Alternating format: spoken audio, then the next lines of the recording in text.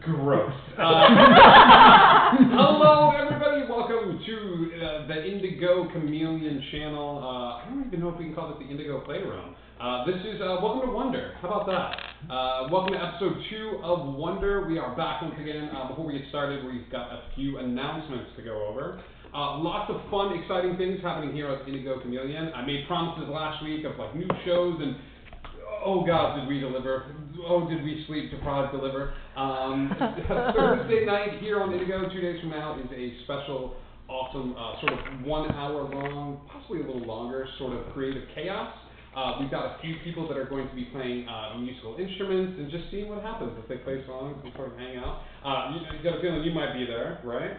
Yeah, I may pop in. Our good buddy Beljinx the Bard, Tim, is going to be there as well, and Indigo will be there, and I will be there as soon as I can get here from work. So stay tuned for that. The next day, we have our very first WON shot. It is a one-shot taking place in Wonder, far away from these adventurers, but we're doing it talking head style, so we can allow some of our Indigo Chameleonites that are from parts far away to sort of, that's you, to kind of come in and be able to Skype in and Discord in and so excited. Play. So we've got some amazing players. We have one of my, 2 of my childhood friends growing up, one of the friends I've made fairly recently, and a friend I have yet to meet who is an amazing musician, call sign Scarecrow is going to be joining us. Oh, so stay tuned for that on Friday. Sunday night will be games or some sort of fun activity. I think it is also the Super Bowl. What's that? What? Is it a sports ball thing? It's a really big bowl. It's a super big bowl.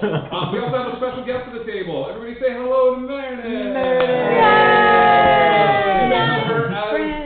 The super secret, different name, Meowth, on the Discord, but she's joining us tonight for our game, so welcome. Hi. But all of that being said, everything would cycle back around to another episode of Wonder next week, and we hope you will join us for that. When last we left our heroes, they had just met in the forest, and we got to meet some of these amazing heroes. If you want to learn more and see what they look like, character portraits are coming in every day. You can find those on the Discord, so stay tuned to the Discord for that. Our heroes met in the forest, and after a bit of a disagreement and some people stating that they weren't the other person's friend, they ran off to fight what appeared to be a dragon-like being, which turned out to be a bit of a chameleon that would change based on who was looking at it and who was paying attention to it. Completely disrailing the train that this DM had crafted, they managed to sort of gain the respect of the chameleon without him using any of his current weapons, and saving the day. In return for their fortitude and stalwart heroism, they were offered 2 sort of rewards. One was one of the captains of the guard giving them his marker and saying, hey, if you happen to be around, there's plenty of work to be done here. And the other one was EC, who happened to bring them to a table, which upon further inspection appeared to be the original table from Alice in Wonderland lore, where everyone sat and had the Mad Tea Party. They went to a club where they went to their going away party, which is a special club owned by Cheshire, who a little bar and tavern, and the first time you go in, it's actually the last time any of them ever get to see you. And so you get to see little portions of the life you've led. And it was a very bittersweet, we learned some interesting things about the characters, and we find ourselves back at the stone table. It is now late evening. EC is already bidding goodnight to all of you, and sort of she has a little camp built off to the side. You've noticed that you've been away for quite some time. You still have your teacups in hand, and as you come, you realize that there is a campfire somewhat close by, but the night is yours. Players, what do you do? I'm walking over to the campfire. Gonna hang out by the camp. Okay. I'm gonna spend some more time looking at my scale because yes. Because I didn't really get to take a good look at it before. Cool. You spent some time with your scale, and upon further inspection, spending some time with it, you become attuned to the magic found therein. You should have your card with what that magic item allows you to do. Yes. Okay. I'm gonna take my hat off and kind of examine it, look it over. Sure. Give me an investigation check. Actually, give me an investigation check at disadvantage. Oh, I wouldn't do that. You would roll it twice and take the lower of the two. Okay. I got a 3. So. Yeah, it's not gonna get better. You get a 1. I got a 3. You got 2 3s. Okay. No, the other one was an 8. Oh, I was like, no. So you're going to turn the hat, but as you turn the hat's sort of moving and shifting off to the side, and it's not really wanting to go the direction that you turn it. And as you sort of like look and peer inside the hat sort of clamps down on your hand. You feel a little sharp. It's not enough to cut you, but it is enough to give you a bit of a sharp sting. But as soon as you stop sort of examining it and looking at it, it starts to calm down. I sit it on the table in front of me. So you all watch as Madigan sort of puts the hat down on the table and just sort of stares at it like this, and just sort of going back and forth. Is there any food on the table? There's the food that was left over by the woman, but you guys did a check last time. You have it. Audio's a little bit weird. Oh, all right. Don't know if it's a microphone or if it's.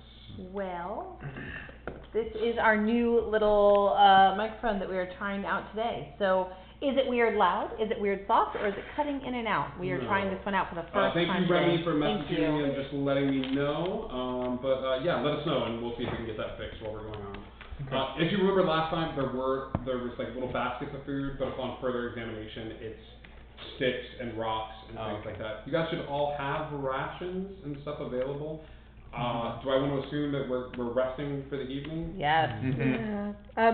She would be chilling at the table, feet kicked up, playing. She stared this photo down of the queen on her teacup, like she's just looking at it, trying to like paint the mental picture. Cool. What else is everybody doing with their evening? I'm gonna go on like a personal journey by myself and just kind of walk around the surrounding area out of view of everyone. Okay, give me a stealth check then. Alright. You guys watch as Nick sort of gets up and just sort of wanders around. 11. Okay. Yeah, you walk around and just sort of like go off to yourself. I mean, you think that you're being kind of stealthy and smooth about this, but it's pretty obvious to a few of them that you're trying to look smooth and stealthy. They just kind of go off. Any sort of watch schedule that we have going, or is everybody just zonking out? And I'll stay up because I kind of want to take some time to look around at the Hatter's table, see if I recognize anything from the journal. Okay, so first watch. Yeah. I'd be more than happy to take second watch if anybody else has anything to say about it. That's fine with Nope. me. Okay, so Second watch. show everybody. Is anyone, would I be... How about this? Is anybody paying attention to Nick? Is anybody following him, or is everybody just giving him some sort of privacy? I'm paying attention. Okay. If I were to use comprehend languages, would anyone be able to tell from the distance I am? Are there somatic and verbal components to that? Yes. Okay, so they would see you casting, they would not know what you're casting. Okay. I'm cool with that. Eric, give me a perception check. And actually, Austin, why don't you give me a sleight of hand? Sleight of hand, alright. Yeah. Alright, sleight of hand 15. Alright, what's your perception? I got 6. Don't think you're going to beat a 15. Yeah, no, I'm not. So yeah, you actually managed to get to an area and you're just kind of like, and managed to cast this, and he's paying attention to where you're going, but he's not paying attention to the specifics of it. So you managed to cast that spell. I'm gonna walk a little bit longer, just to kind of put some time between me casting the spell. Okay. And then I'm going to translate this. Cool. You look at it, and you are managed to translate the language. Do you want me to read it out loud, or do you want me to send it to you privately? I know he's taken this with him, Privately? because Okay. he has it. Yes. Okay. I will send you what it says. Alright. Would I know what language it is or no? I don't believe comprehend languages I don't think allows it you does to either. know what the language is, but I think it just translates it into a language that you can read. Cool. Okay. But this is what it says.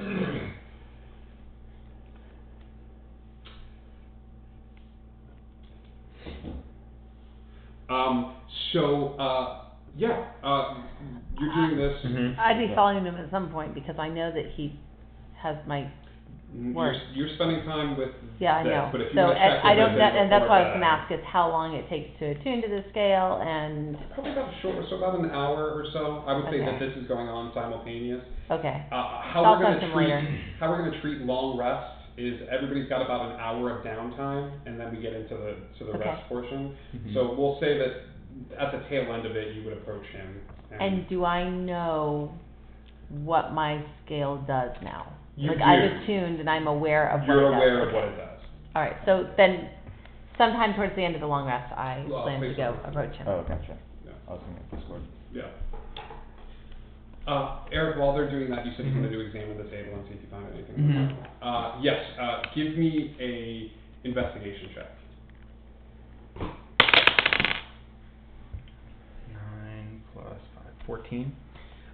It's a pretty nice table. You're seeing some specific stuff in the journal. You're seeing matching things, like a lot of the Mhm. chairs and stuff match up. Mhm. And the longer you concentrate on it, the harder it is. You do find that when you're sort of tilting your head off to the side, you're noticing that the hat is also sort of tilting with you and Okay. following you a little bit. One interesting thing that you note is there is a chair that is missing from the table, and that's the only sort of major thing that you notice, that there is a chair completely made of glass in the journal itself Mhm. that is missing from the table proper. Okay.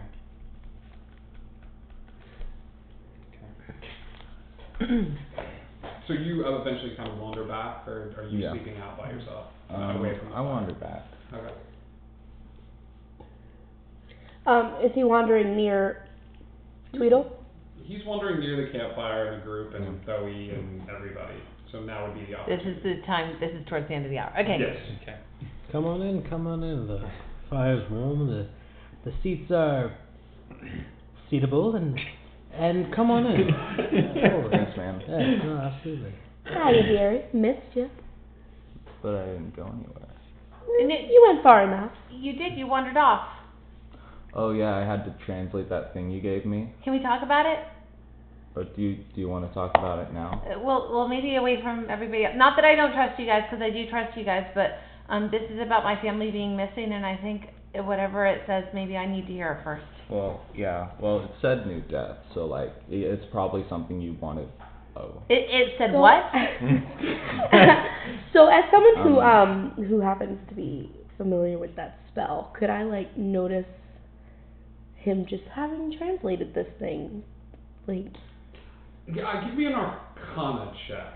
oh boy, You said new death? that's the wrong Is dice. that in Don't do contract? that. Well, not one. It's a D12. It's a D12. Makes things really. A nat 20.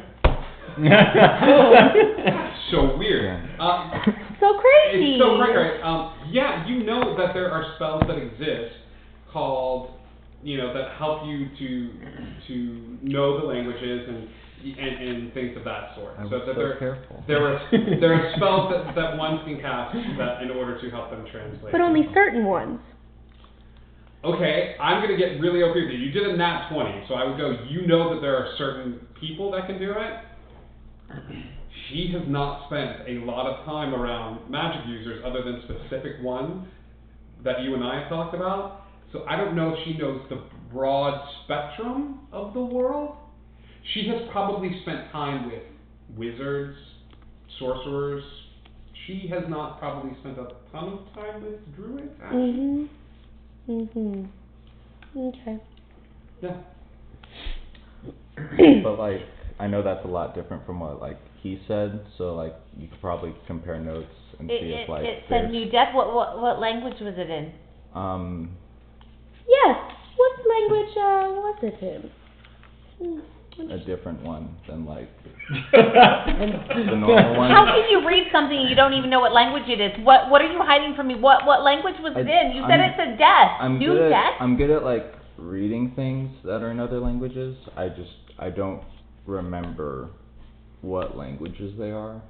That doesn't make any sense. Well, like there's a lot of languages out there, so like remembering like Yeah, what there are. names they Yeah, are. I speak a lot of languages, okay? What Okay, languages so, do you like, speak? I speak a lot of them. I like it, but I don't. But the problem is like I don't know the names of them, and so it's like. Okay, how about say some stuff in the language that it was in? Well, Yes! Say some stuff in the language that it was in. That would be so well, which entertaining. language was it in? Whatever language you just read that was Well, on the... that's the problem. Like there's a lot of overlap going on in here. So like I don't remember what language it was in. But So then say something else in that language.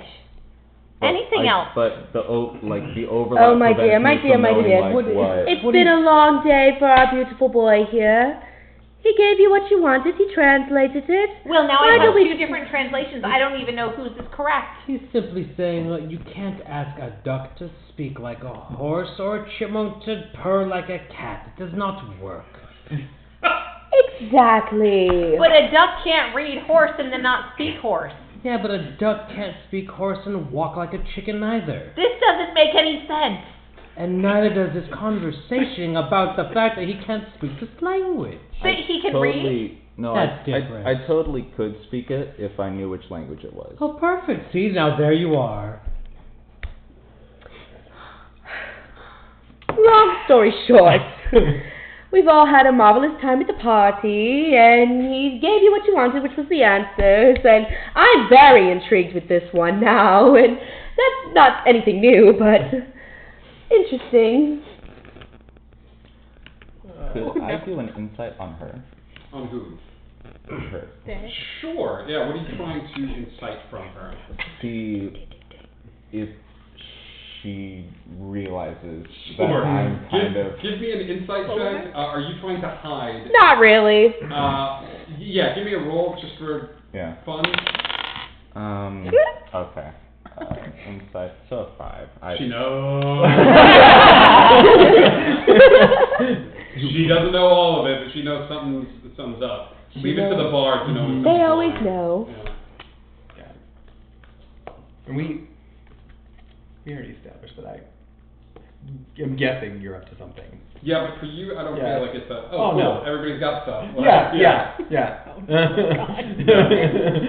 All right. So yeah, you guys are all good. Yeah. First watch. Give me a perception check, please. As you sort of now, are you paying attention to your surroundings, or are you playing with the hat? Apparently not. I'm playing with the hat because I rolled a 1. Okay, everybody goes to the rest of the night, and you start to do this sort of like game with the hat, where you like put your head down, and you come out, and you're starting to play like trying to play hide and seek with the hat. Hat and seek. Hat and seek. Thank you so much. You start to play hat and seek, and nothing eventful. You don't really notice anything happening around the camp. Happening. It's time to switch shifts. Mhm. So please switch. I'm about to kick you off this table before you roll. I haven't said anything. So it is your turn. Yes. It's, I mean, aside from the ambient lighting, I'm assuming, because we're separate from the table itself. There's and still a from- campfire going. Give me a perception check for your second half of the watch. And for like my dark vision, like, is that just something that I can turn on and off as necessary? It's like an innate trait that's a part of who you Okay. are. So. Perception 16. You are looking around and you notice when he wakes you up, you kind of go to your spot and you notice that there's an empty spot around the campfire, and that EC has left, and it happened sometime in between yours and his shift. Can I follow any scent track, any of that, or actually, do like I want to look for just a track. So you're gonna leave all of these guys. Just to see if there's like a trail that if it trails off too. I don't want to Sure, go. I don't want to go too far. Give me a survival check as you're sort of like looking around, or a nature check.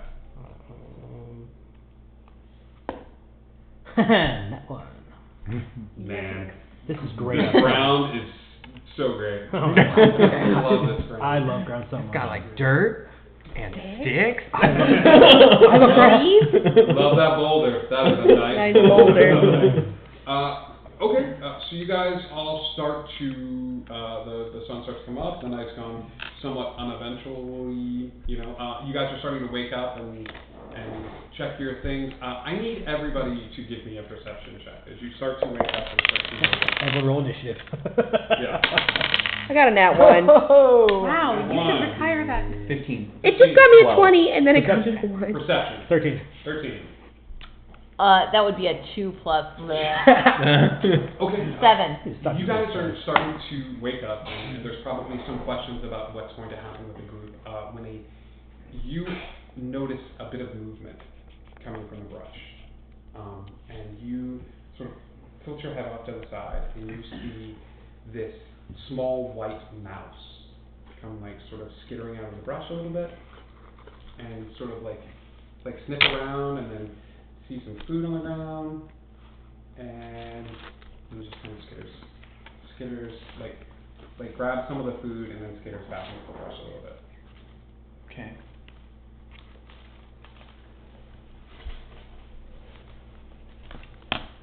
It appears we have some vermin. A vermin. Where? A little dormouse. Oh, I missed it. Oh What's goodness, a cute- animals outside. We are Wow. not friends. So the dormouse of yours, so was it lingering? Was it running, scampering, skittering? Squammy. Mousy things. And then which direction did it take off to? Bushes. I'm just gonna casually just walk over and just be like, Oh, are we going to the bushes now? oh. I was gonna say make a stealth check, but that's not happening at the moment. No. I'm gonna call out to the mouse because I've got speech of beast and leaf, Wow. so I can't understand them, but I can Read me communicate the with them. specifics of this spell. Okay, you can communicate with, though not understand, beasts and plants and have advantage on charisma checks to influence them. Okay, so you're gonna call out. What are you calling out? So I'm gonna be like, hey mouse, we're okay. You wanna come out and visit? One little white mouse sort of comes out from the bushes and sort of goes around, and another one sort of comes out as well, and there's two now, and they're sort of and they actually start moving around the group a little bit. So they, I imagine everybody's sort of together. I'm gonna sit down, cross-legged. One one comes up to you and it sort of sniffs around your feet a little bit, and then sort of backs off, and then one goes up to you and She squeaks a little bit. It's like, ah! Like, yeah. jumps. One comes up to you and one starts crawling up your leg a little bit, Ooh. and then comes back down. I crawl up onto the table. You get up on the table. I will say for you, Zoe, two of them come up and just sort of circle around you a little bit, and then as they're sort of circling around, one gets really, really close and crawls up your leg a little bit, and then crawls up to right here, on your shoulder, and then kind of crawls back down. Hello, And guys. then, the two of them crawl up the table legs and up on the table, and one on either side of you. Well, these are rather adventurous mice, aren't they? They I like them. slowly move forward, You had to talk to them. and You had to tell us about them. as one gets close to you, it stops, Mhm. and it sits up, it sits back. And as the other one sees that, there's a moment where it sort of gets closer to you, Mhm. sniffs you a little bit, backs up, and then sits straight up as well. I think they like you. I reach into my pack and pull out a piece of jerky Okay. and offer it to the mouse. It will run over to where you are, where your Mhm. hand is.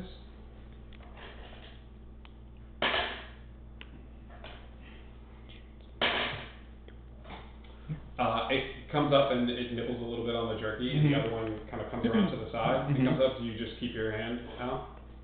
I'm gonna put my other hand on my hat and Smart. but keep one hand out to the mice. Okay, this one comes up and it sort of nibbles up on it, and then it goes to where your hand is. Mm-hmm. Does a 17 beat your AC?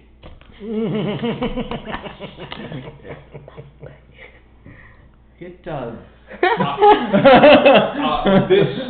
This mouse sort of crawls up your hand a little bit, and as it looks like it's eating the jerky, it bites down on your hand, and it draws just a tiny drop of blood. And as soon as that blood hits the mouse, the fur, that white fur, that bright white, turns a crimson red. And as it turns a crimson red color, that mouse goes scurrying off the table and up the steps Of the amphitheater? of the amphitheater, running upstairs. As it does that, the other mouse sort of follows suit, goes and starts climbing the steps. Looks like we're going on a rat chase.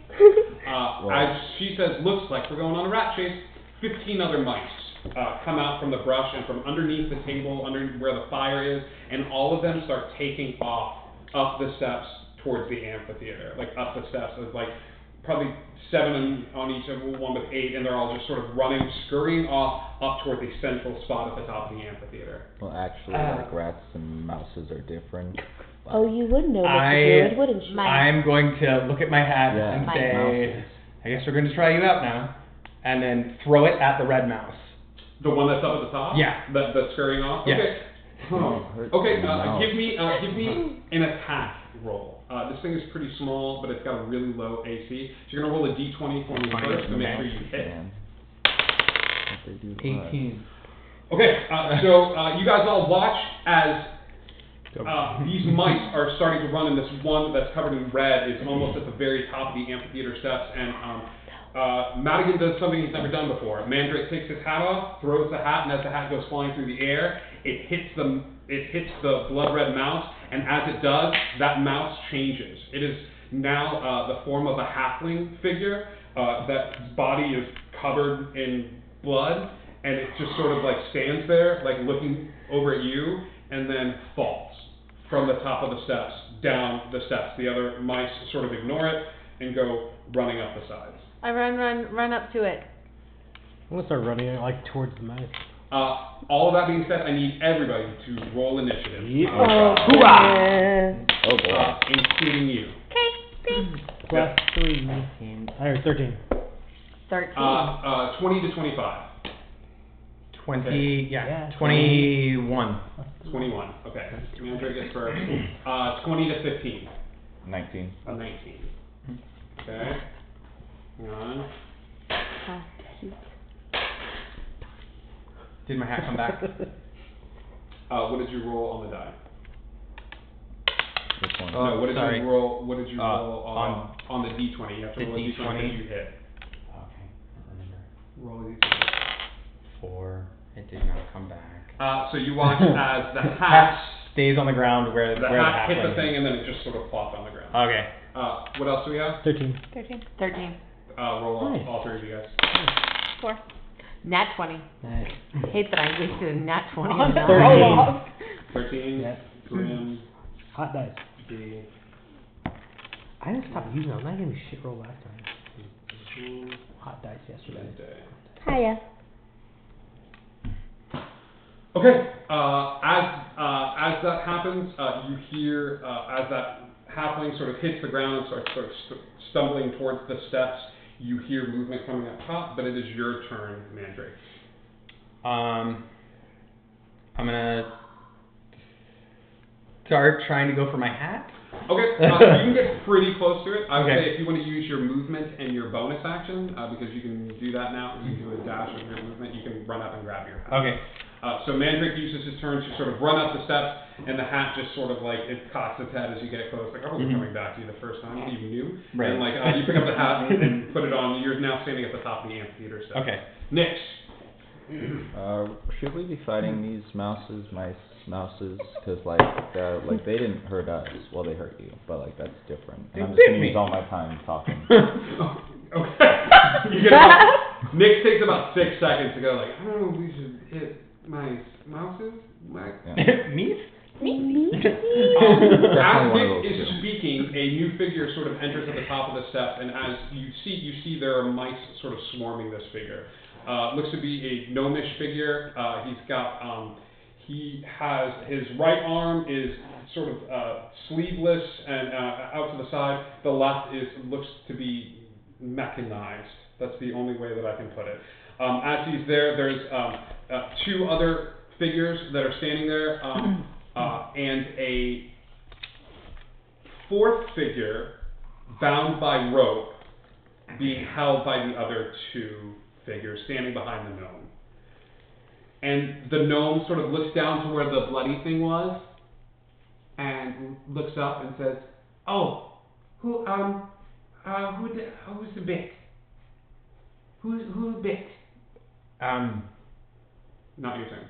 Got it. So, Okay, so there's a bound figure, two to either side, and then a main one, and how No. far away from me are they? they are about 40 feet away. Okay. There's also the bloody sort of figure that has fallen down the steps. Yeah, and he looks to be one of the bad guys, huh? Like he was a mouse that turned into a person. He was a mouse that turned into a person. Okay, so I'm gonna go over. I don't want to cast Cure Wounds, but I want to do like a medicine check just to stabilize him. I don't want him to die. Okay, give me a medicine check. So, because I want to bring him up to like 1. I don't want him to die, but I don't want him to attack us. Okay. That's 14. I will say you learned this from your medicine check. The wounds are bad. They look worse than if somebody had hit him with a razor blade hat. Oh, okay. Like the wounds are bad, and you've managed to stabilize him for now, but without a cure wounds. medical Okay. attention. But that's a full action anyway. Is that? I would grant you the medicine check as a bonus action, but it's up to you. You can either heal this person, but this is what you've learned with your bonus action. Okay. Yeah, I'm gonna heal him, but no, that's gonna be part of an action. Can I control how much I heal him with Cure Wounds? Because it's 1d8 plus 3. Can I give him just like a couple of points, or can I have not? that control over the druidic That's arts fine. yet Then I at the will moment. Cure Wounds on him. Okay. God, I hate to use that on a potential bad guy, but I'm gonna do it anyway because that's in character. Okay. Well, you controlled it. I sure did. All right. Well then, that was a 1 plus 3, which is 4.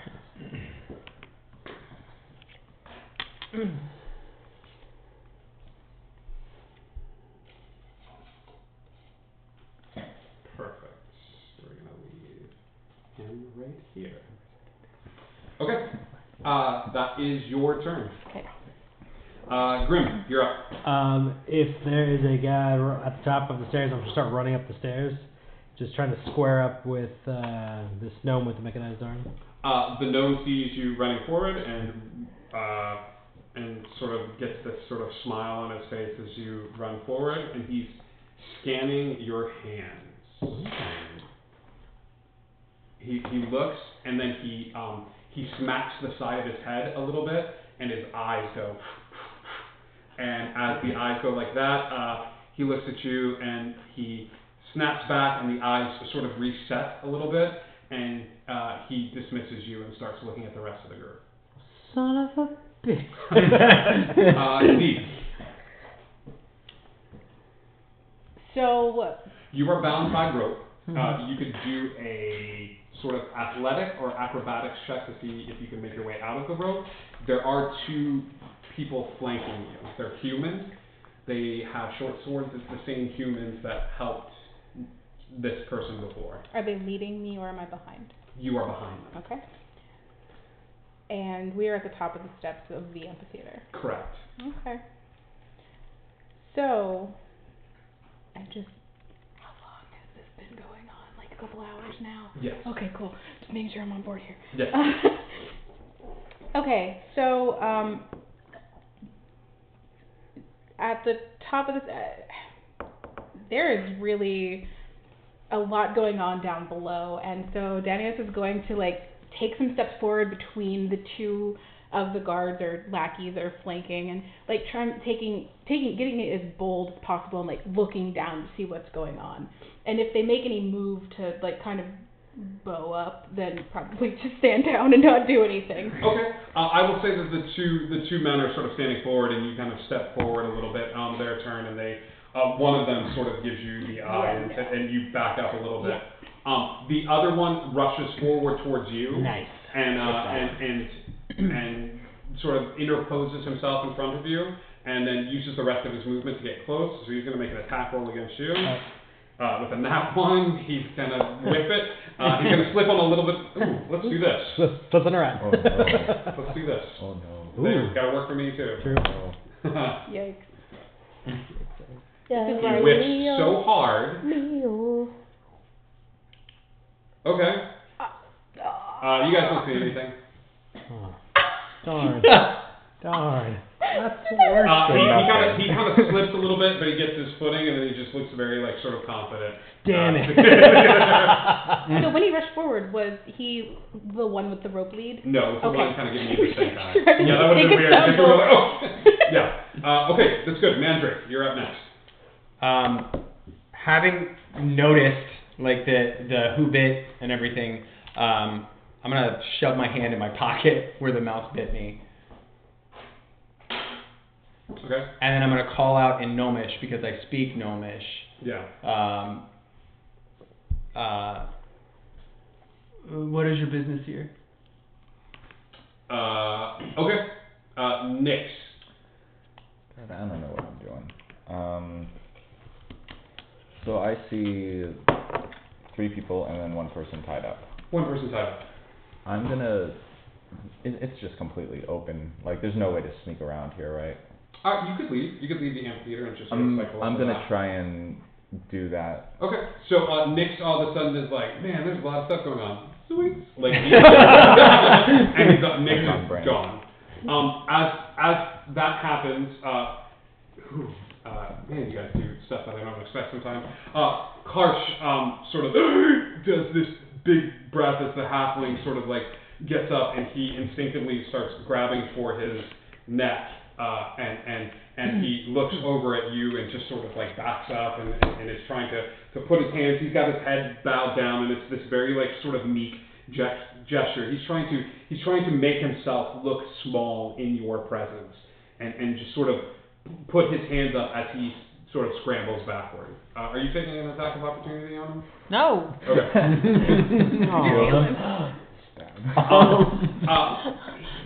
I just wanted to be the one to do it. The gnome is looking forward. He notices all of this stuff happening. He disappears with his action, and with his there's a puff of smoke. There's the smell of brimstone in the air as he disappears, and then he is at the table with you, standing right next to you on the table, and he grabs your hand. This is going to be a contested strength check. Crap. Okay. 9. Let's see here. No, I'm really weak. No. This gnome is stronger than you. Yeah. This gnome grabs you with this sort of like clockwork arm, and you almost hear the ticking as he reaches forward, grabs your hand, shoves it up, and sees your finger, and puts your finger in his mouth. Ew. Takes the finger off and smiles at you, and that is going to be his entire move. Wait, he took the finger off? No, he takes the finger out of his mouth. He takes the finger out of his mouth, and smiles at you, and then stares at your hat. Okay. Cool. Okay. Zoe. Am I close enough to be able to help the person that's tied up? You could use your movement to run up the amphitheater steps, and you would have to deal with the person that's holding them. Yeah, They are I'm not attached good with at rope. Stuff. They are attached with rope. Yeah. And entangle will not help me. It would help against the Because- person holding them. Yeah, I know, but it will only help against one. It's a 20-foot square, so it would help against those two people, but it would also not help the person who is trapped in the first place. Sure. So I'm going to try to talk to this person who backed up, like that I just saved, and say, hey, hang on a minute. What's going on? Okay, that's your move. Okay. And the person sort of looks up at you and sort of Okay. cocks their head to the side. Grim. Okay, how close is this person? Right up on your on head. my business? Yeah. Awesome. Then I am gonna draw my short sword Okay. and go for a slash. Make an attack roll. Si, senor. Give me something good. Okay, that's 14. That hits. Yes. And that is 26. That's gonna be 11. Okay. 11. Perfect. You doing anything else? Anything with your bonus action? Oh, well. Can I just if I hit him, can I just try to move past him and keep making my way? Because I'm assuming that he's kind of met me about halfway up the stairs. For me to go up to the next person?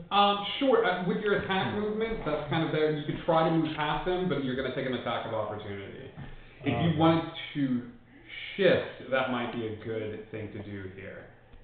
Boom, shifting. Okay, so you guys all watch, and I don't know if he's done this before, but you guys all watch as Grim sort of takes a swipe at this thing, and the minute blood hits the air, Grim sort of does this smile. The hair on his body all starts getting longer and longer. His claws elongate, and his front canines sort of go past his mouth, sort of open, and he gets taller, and his muscles start popping out a little bit, and he just starts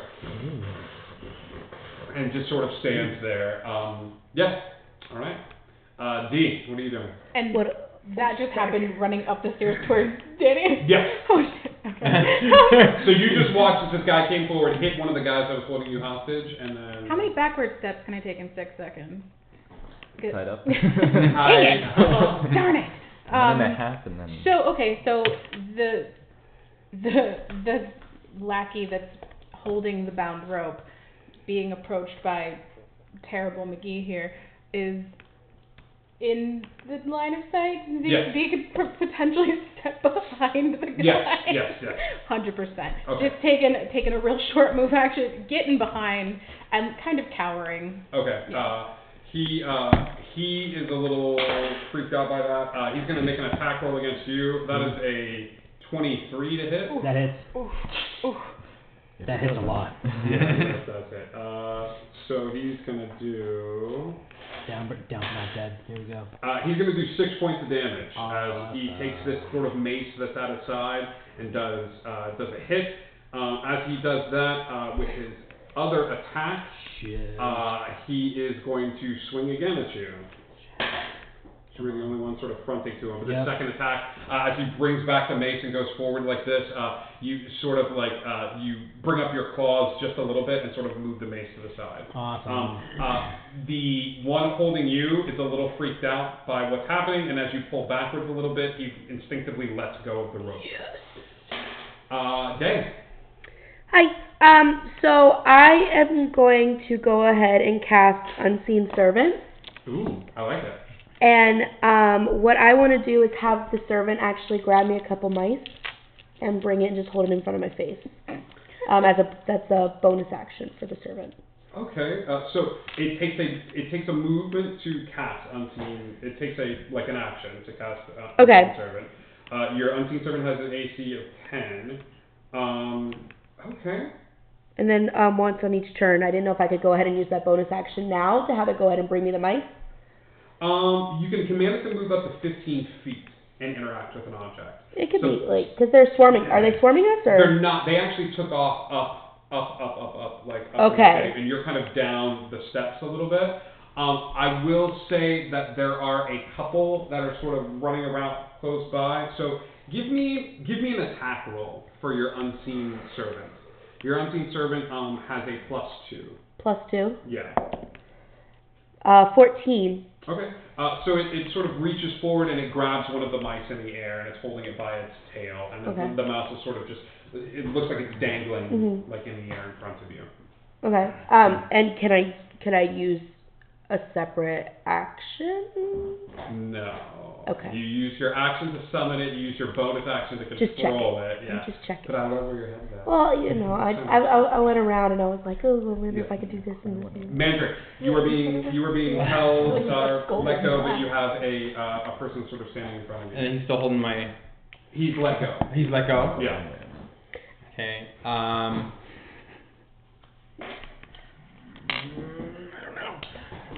I mean, he's staring at my hat, right?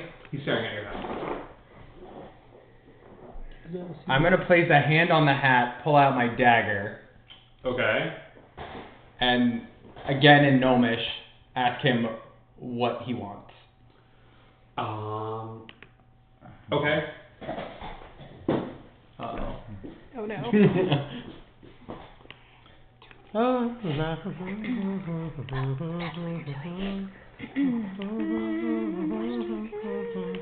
Country road.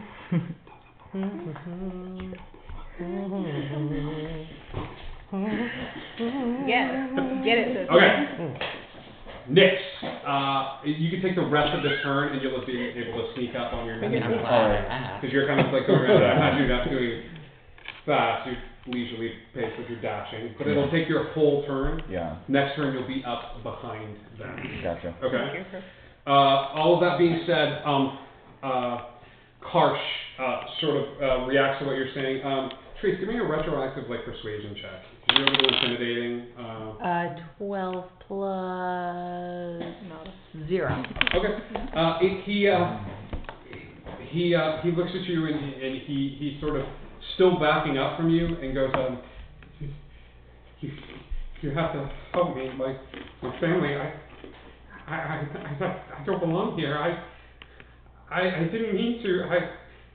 I was just worshiping, and then they came for us all. They took us all in the middle of the night, and you have to get out of here. You have to move. And before he says that, and the gnome at the table swivels his head back around to hear him speak. The gnome will reach forward and with his mechanical arm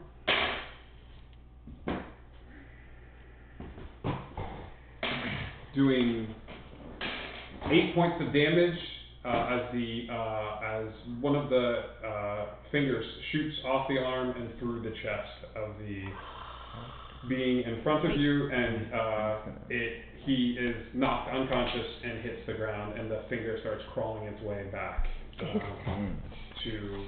Bullet fingers. where he was. With his second attack, he is going to reach into his side pouch and pull out a small black orb that he throws at the ground of Mandrake's feet.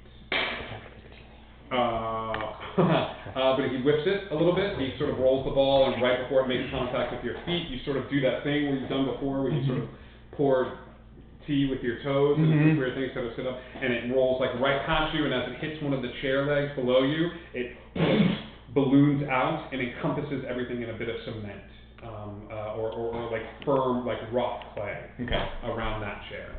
Okay, got it. That is his turn. Thoe, it is now your turn. God, I can't use up all my spells to save this guy. But I have to save him. Then you know what to do. But I have to. I have to. I'm gonna cure him again. D8. My D8. Oh, it's right there. But this time it's better. 7 plus 3, 10. Yeah. Once again, as this thing, you channel the sort of earthen energy around you, and there's this the smell of fresh grass growing, and as you channel all of what wonder is up through the ground, and as it enters up into him, you see the wounds on him close, and not only the wound from where the finger shot through the chest, you see some of the cuts on his arms start to mend, and as his eyes sort of shoot open, he looks over at you and asks if you have a weapon, and that's going to be your move, unless you have a bonus action. I do not have a bonus action. Grim, Sweet. I'm still holding onto the mace? Or just like move out of the You just moved it out of the way. Dang, okay. And this guy's like pretty badly beaten, or is he? Nope, you're the only one that's hit him. Sweet. One time. Then I want to hit him again. I want to hit him again. Ooh, that's gonna be C. A 6 total? Okay, is there anything you want to do with Oh, I'm sorry, 10. Nope, just misses. The 10, the sword kind of comes up and he just sort of dodges out of the way, clips his shoulder a little bit, but he's wearing this like sort of light leather armor. Is there anything you want to do with your bonus action? I can do the grapple, like. You can do the grapple or you can attack with the claws. Ooh, attack with the claws. So give me another attack roll. Yay. Nat 20. Okay. Yeah. Boy. So you're gonna roll double damage for me, and we're gonna choose another one of these critical success cards. I got Wow. bits at the stream. Roll right D6 this minute. twice. Yeah. Okay. 3, Too good. 4, plus 4. So either it's gonna be 8 or it's gonna be 7. So I rolled it twice. So. You rolled it twice. Yeah. So You rolled 3 and 4. You should roll two. You rolled 2 d6s, Yep. right? Yep. 3 and 4. 3 and 4. Okay, 7 plus your. Oh yeah. So 8. Okay, so 8. So you do 8 points of damage to this thing, and as you do that, you bring the claws forward, you shove them into his arm, and you go like this and sort of rake outwards. And as it does, the mace that he was holding goes flying off into the distance, and he is now weaponless, Nice. standing in front of you, and a little bee comes out. Fair. Okay. Cool. Yeah, we did Well it. done, though. We did it, guys. Yes, D. So how much movement did they make doing all of this? They're not. One of them is not too far away from you. One Okay. is about 10 feet away. And the rope has been dropped. The rope has been dropped. And this is gonna be a sprint from a completely random person. Okay. I'm booking it. Okay. You guys watch as the person that was tied to rope all of a sudden sort of looks at the wolf person that just sort of flashed their friend and the gnome that's there and just sort of takes off running. Laterally, not down the stairs. Not down the stairs, back the way you came. Yeah. Okay. Provided there's not other people there that I know about, that maybe they don't. Not at the moment, but you're gonna run into somebody. Okay. Okay. Perfect. As that happens, the person there sees you sort of take off, thinks better of it, and goes running down to see about attacking you because they see you constantly bringing back this other person like over and over again. And does a 15 hit your AC? Yes. Okay. So you watch as this mace sort of swings towards you, doing 5 points of damage as it sort of clips your shoulder a little bit, pushing you backwards. The other one will take another attack towards you. Mm-hmm. It's going to miss with the first one. Mm-hmm. It's going to hit with the second one. Cool. Okay. So you watch as this one sort of like. Oh no, he doesn't have his weapon. I got He's his weapon. disarmed. So he peed sort a of little bit. slap fights you a little bit and does 1 point of damage as he slaps you so hard. Right. Oh, like did he say anything like whore? Like. Hey, he took my purse. Get away! Like, slapped you really hard. Day, what are you doing? Hi. So I am going to cast the cantrip message to the mouse, Okay. and I'm just gonna ask, what are you in there? Okay. You get a message back, and the message is search, bite, bring, feed, and it's on repeat. Search, bite, bring, feed. In binary. In hex. Okay. Yeah.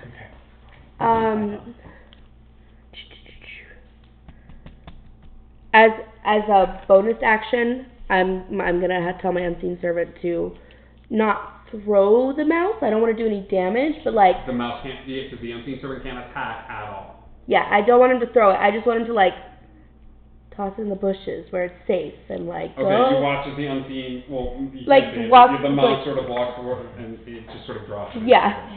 Okay. The mouse sort of scurries away after that. Alright, that takes us to the top of the initiative order, Mandrake. Okay. Now that I've seen that he has these orbs in his bag, you said he was kind of a little off, like, kind of off his footing because he's like slipped and dropped it, right? Sure. I want to take my dagger, kind of brandish it to the left, while reaching into his sack with my right hand and grabbing one of those black orbs. Okay. Give me a sleight of hand or a performance check. I'll let you choose which one. Sleight of hand, 21. You guys watch as Mandrake is like, and it's very Chandler Bing as he walks forward and is just sort of flailing. As he does, the other hand is sliding into the pack and grabbing one of those little black balls, and you have it now in your hand. That is your action. You want to do anything with your bonus action? With my bonus action, I would like to take one step back and say, nice, and then throw it at him. You can disengage, and I will say because you're just dropping it, you're going to be like, nice, and you'll just drop it. We'll justify what happens after that on his fairly stand there. Nick, you come running up the steps, and as you do, you see a shitty-looking Jon Snow type person. Why did I ever say that? Messy brown, that's how she describes it. Messy brown hair, a tan tunic, hands tied, sort of running, that's almost going to intersect with you as you're sort of coming out of the woods. Alright, I'm gonna pull out my dagger, and then meet up with her and say, hey man, do you need any help? The nicest lover you've ever pointing met. Pointing the dagger Hey, at man. her for some reason. Okay. But as this, that's your turn. You need. As that happens, this thug is sort of running towards you to hurt you. Harsh gets up, having a little bit of better footing, and this halfling that's still sort of bloodied and beat up tries to tackle the thug that is running towards you and sort of give you some time. Oh, and he is very successful. So he just basically grapples this guy and sort of holds him still before the thug can get towards you. The black ball sort of like explodes forward, and he looks down, and as he reaches towards you, it starts at his feet and starts crawling upwards a little bit. And as it crawls upward a little bit, it encases him up to the neck and gets to about right here, and then stops, and he's just sort of like staring daggers at you. As he's staring, you're seeing little like mice run up in the tiny space from out of his clothing, up and out, up and out, up and out, and up into the brush. Okay. Zoe. Okay, so he's grappled essentially, right? Yes. Okay. It stops his movement. He still can attack and stuff like that, but he can't get closer to you. Okay. Can I try to knock him out with my quarterstaff? Sure, yes, I would totally allow that. So make an attack roll. Okay, I don't want to kill him. I The just want to. bookworm's gonna knock him out. I'm gonna try. He hurt my new friend that I barely made. Okay. 8 plus. I'm really not good at fighting, so that's an 8 plus. Crap. 1. 9. I'm so bad at fighting. You're so bad at you guys watch as Zoe just sort of brandishes her staff and tries to hit, and then actually hits the guy she healed a little bit. What are you doing? I don't know. Tries to hit, and it just doesn't go well. Grim. Okay. I'm going to. This guy's looking bad on. Sweet, can I just grab him and just ice grill him and be like, what do you want? What are you doing here? Like, give me an intimidation check at advantage. Yeah. Can't wait. 18. Wait, I'm sorry. It's 21. Okay. So you just basically grab this guy, like pick him up a little bit by the scalp. Because I'm assuming I'm still wolfed out. Where's Rachel? Where is she? Where is she? Yeah. Like, okay. Never go full Batman. Come on, Grim. Okay, so you kind of pick him up, and he looks terrified. We'll get to his turn in just a second. Dee, you see a person in front of you who's brandishing a dagger, asking if you need any help. This feels way too much like home. So there's going to be a recoil.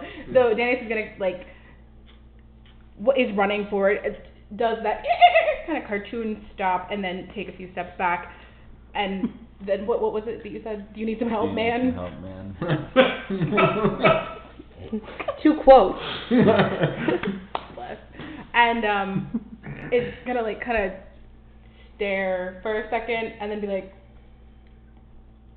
sure, and hold out both hands. I like it. The guy that you're holding over the air says, "We don't want to be here. He just said he needed help.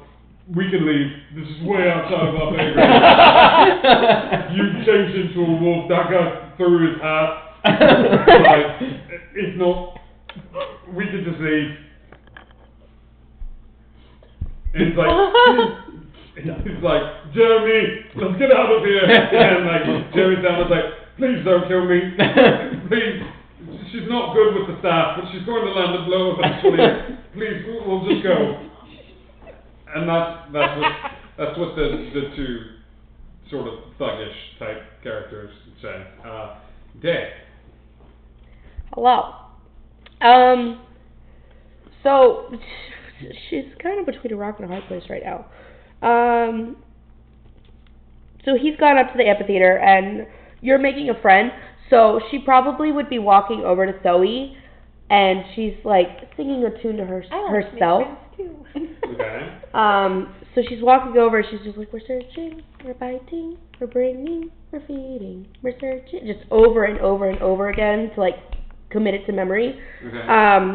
And she's kind of gonna have the unseen servant like, how do I put this? Not hurt him, but hold him down because she sees blood and she's confused. He's got a strength of 2. The unseen servant. That's real little. Like you could use it to pick something up, but holding down someone. So she's really not concerned about these mice right now. Like she's not. What she's concerned about is what she's doing because she's worried about her. Okay. So she's just gonna go over and be like, "You need help over here? You good? What's going on?" Like this is. Okay, so this is how day works. Saunters over and she's humming a song to herself and she's going, "Oh, you got this. Is everything cool?" Like, yeah, where are the mice? The mice are gone. Mice at are this point. gone. No more mice. They Okay. scattered to the wind. Yeah, this is,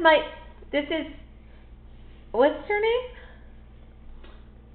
Who are you addressing? The person I just saved. Are you stopping? Are you? That person is. He's still there. That's right.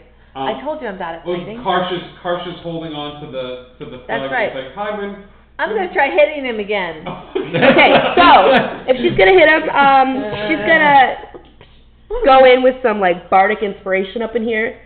Okay. When it gets back to Zoe, you just asked her if she was okay, and Zoe's like, "Oh yeah, I'm gonna try it. It's not your turn yet. Okay, it's yeah. days, but it's good to know." Mandrake, your sort of captive is in front of you. Okay. So captive in front of me, guy coming after her. Actually, those guys have stopped. Those have stopped. They have stopped. They've put their hands up. They say they just want to be let go. Okay. So he's frozen up to his head, right? Yeah. I am just going to say, what was that about the lights? In Gnomish or common? In Gnomish. Too many lights. You start speaking in Gnomish to you. Too many lights. Too many. Can't see the dark if there's too many lights. Don't like the chickens. Have to break the eggs. We have to kill them. You know this. It doesn't belong. You don't belong. That's why I'm here. We have to settle it. We have to smooth things out. Smooth it out. Do you hear it? I hear it.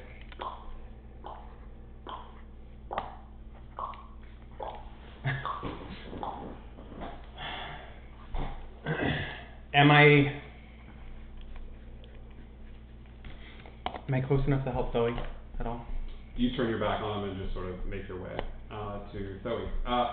Nix, you the Diamond sort of holding out their hands like this. I'm gonna very carefully use the knife, very carefully, and cut the rope between her hands. Okay. And hey, my name's Nix. I'm a human. I have blue hair. I'm with some friends here, and I'm just gonna start rambling. best introduction ever. Harsh looks at you like asking if you I like making reflecting. want to let the guy go, or do you want me to keep holding him, or he just sort of like shoots a look over to you. You're there, right? Yeah. He looks at both of you then. I don't know, should I hit him again? Did he hurt you? No, I didn't. So you're telling me that you want to hurt somebody who didn't hurt you? No, he hit me. He hit you? Wait, sorry. So he hit you. On a scale of 1 to 15, it hurt like 5. In that case, it hurts like a 5. Yeah. It stings like a 4. My dear, kick his ass.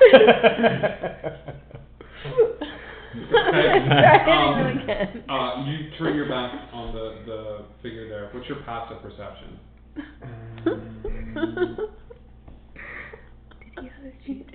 12. No. Yeah, 12. You hear a slight rustling behind you as you turn your back on him, and you hear this crunching sound. And as the crunching sound happens, you turn around just in time to see the jaw dislocated on whatever this figure, and as it dislocates, there's this, and his form dissipates into a smoke. Nice. And as it floats through the air, it circles all of you a little bit and says, and then goes off into the distance. We all hear it say Madigan? Yes. Probably. You, unless you're going to hit this guy, you are officially out of combat. Zoe. Oh, I'd rather be out of combat, but I just said I was going to hit him. Yes, give me an attack roll. 10 plus 1, 11. That's just what you needed to hit. So you guys watch as Zoe's like, oh, God, and smacks him on the head, and he's like, oh, come on, I'm sorry. Like, may the power of Christ compel give me damage, Zoe. You know what's hilarious is I picked my staff, my quarterstaff, because I have a staff anyway. It's like 1d6 minus 1. I've never had a weapon that like I was at disadvantage on, basically. So 1 minus 1 is no damage. No damage whatsoever. You literally just kicked The it attack out. lands, and it hits him in the head, and when you hit him in the head, you kind of fix this like neck alignment thing. And then he's like, oh, that's not so bad. Wow. I'm like, oh, I've been sleeping wrong for a long time. Thank you so much. See, you got your anger out, you got his neck fixed, everyone wins. Arms up. And I still got him. You still got him. Awesome. And there's no one, because you're free. Yeah. At this point. Yeah. Okay, then I'm not gonna drop him. I'm just gonna drop my arm and just drag this dude down the stairs back to rejoin the group. Okay. You guys do that. Your hands have been sort of cut free. Ooh. We are officially out of combat, I will say, for the time being. Go away, stay away. Okay. So, they're gonna look to you and be like, thank you so much. They've had me like this for hours. Oh yeah, man. Like what happened though? Like The mouse man found apparently something he liked, and I was taken. It's been 6 hours now, 7 hours. And we've just been walking. Are we close enough to hear what's going on with them? We're way far. We're way outside. You guys don't see Nix, and you don't see the person that was tied up the road. I'm real lucky you were here. Thank you so much. do you want to like meet my friends? Like like there's a druid, like I'm a druid, but there's another druid, and then there's one that sings. I don't know what the other ones do actually. They're just there as well. Come be my friend. Do you wanna hang out with them maybe? I owe you a debt of gratitude. I'd be happy to meet your friends and potentially help you out in the future for the assistance. Oh yeah, that works. Yeah, they should be back here. Indeed, kind of like looks up and over, can't we are too far away. Let me know when I can see them. Looks back at Nick like, oh, like back there. Of course. Nick sort of leads the way and leads you to the top of the stairs. And as they come rounding around the top of the stairs, you see a shitty Jon Snow standing there with a tan tunic, standing at the top of the stairs. Do you say anything? Big D! And that's where we're going to take our intermission. Thank you so much for that. Right as you're saying, Big D! And we're going to take our intermission there. We're going to get some drinks. It's going to be real quick, and then we're going to hop back into it. I'm going to learn all about the Big D and what it means to you. Yeah! See you soon. I hate you. That's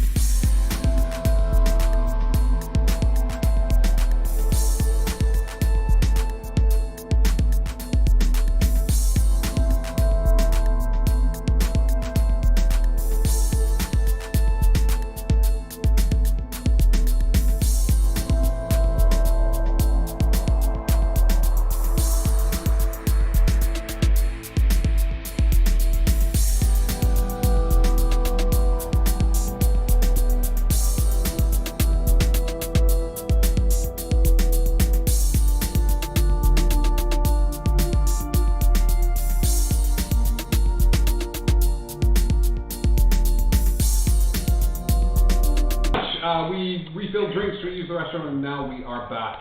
You guys know what's happened. The two of you are still at the top of the amphitheater, I believe, and are sort of making your way inside. You got to the top of the steps, and Tweedleday looked up at the top of the steps, saw this person with long or sort of shaggy brown hair, and was like, Big D! And started running up the steps. So she's gonna like completely like hug, foot up in the air, like I've missed you. Oh, good, you know each other. I'm Darius, just going to full body sigh and accept the hug and not return it. Well, that's just cruel. After all the time we spent together, all the love, all the songs I made you, those are from my heart. There were 4. They were 4 from my heart. 4 songs. And none of them were for me or about me. They were for the merchants. And it's been a long time since I've seen you. What do you think? Do I still look as good as you remember? It was a while ago. Well, yes, it was a while ago, but I still look as good as you remember. You can just admit it. Of course. Thank you. Oh, everyone. This is Big D, as I call him, but you can call him Danius. It's a pleasure. Thank you for your assistance. And have we all convened at this point? I think everybody's sort of together, unless anybody's doing something. Yeah, you're definitely doing something else. I want to climb up on the concrete where he came out of, and I want to look down where his body was and see if his bag or anything is down in there that might have gotten left behind. So you're doing it from a distance, or are you actually going over to? No, I want to crawl up on it, look down in, and kind of dig around. Okay. Oh, so you're crawling up into this little space. Yeah. Sure. Give me an investigation check. You guys watch as I imagine Madigan just sort of like, whoop, and like both of his feet are like kicking out. 17 plus. So as he's climbing in, I'm going to make a deduction, and then like kind of... No, 22. You do notice 2 things. You notice 2 sort of shiny things that are left in this sort of wreckage of where he was.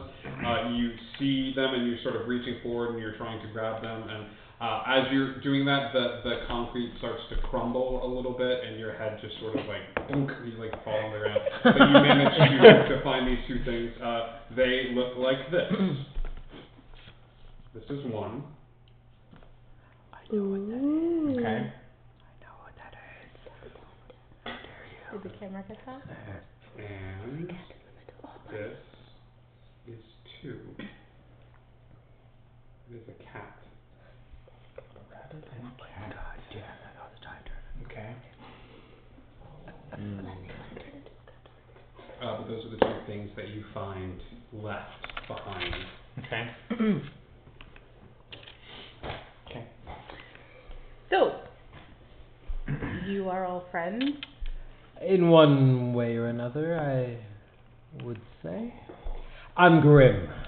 Daniel, a pleasure. Hi. Nice to meet you. Still holding this person in my hand. Oh no! No. Hi. Are you serious? I haven't quite let him go. Oh, I'm sorry, Sally. Zoe. That's my name. Hi. You still A got pleasure.